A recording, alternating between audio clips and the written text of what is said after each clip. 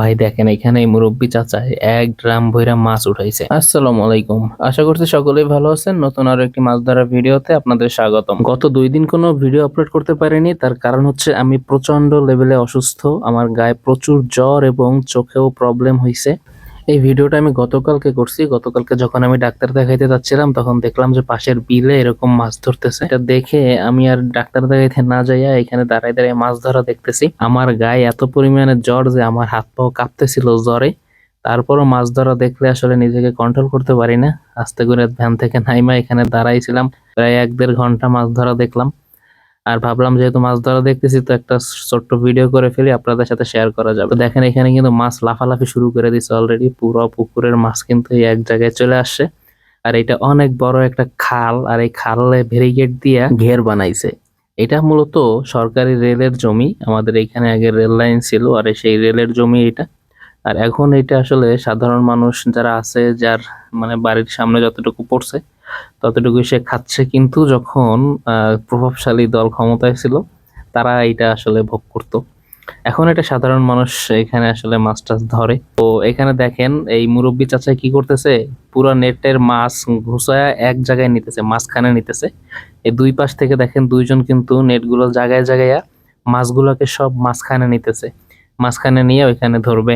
আর আমি যেহেতু অসুস্থ, আমি যদি অসুস্থ না থাকতাম আমি আস্তে কইরা একদম ওই মাছের ওই নেটের ওইখানে চলে যাইতাম, গিয়ে সুন্দর করে ভিডিওটা করতে পারতাম। তো যেহেতু অসুস্থ এই জন্য আমার সাহস হচ্ছিল না যে আমি এই পুকুরের পাড় দিয়ে হাঁটতে হাঁটতে ওইখানে যাই।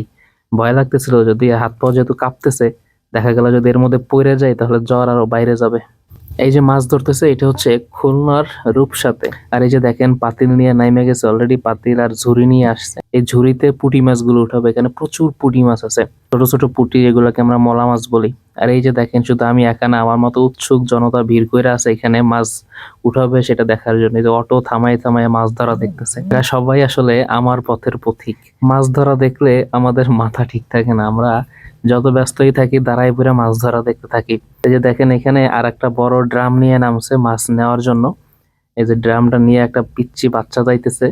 আর এখানে খুব বেশি পানি না, কিন্তু একদম কোমর পর্যন্ত পানি, কিন্তু প্রচুর মাছ এখানে। ওই যে দেখেন মাছগুলো ধরে ধরে ড্রামের মধ্যে রাখতেছে, ওপাশে বালতির মধ্যে রাখতেছে, আবার ঝুড়ির মধ্যেও রাখতেছে। কিন্তু দুঃখজনক বিষয় হচ্ছে আমার খুব ইচ্ছা করতেছে আমি ওইখানে গিয়ে ভিডিওটা করি আর ওইখানে গিয়ে মাছগুলো দেখি, কিন্তু আমি অসুস্থ না থাকলে আমি সত্যি ওইখানে গিয়ে মাছগুলো দেখতাম। তো মাছ ধরা একদমই শেষ।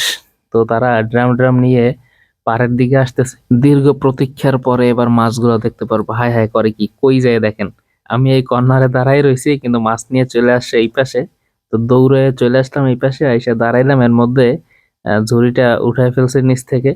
তো দেখেন এর মধ্যে কি মাছ পাইছে দেখেন। এত কষ্ট করার পরে শুধু এই কয়টা ট্যাংরা মাছ পাইছে, বুঝছেন। পুরো কষ্টই বৃথা, হতাশ আমি।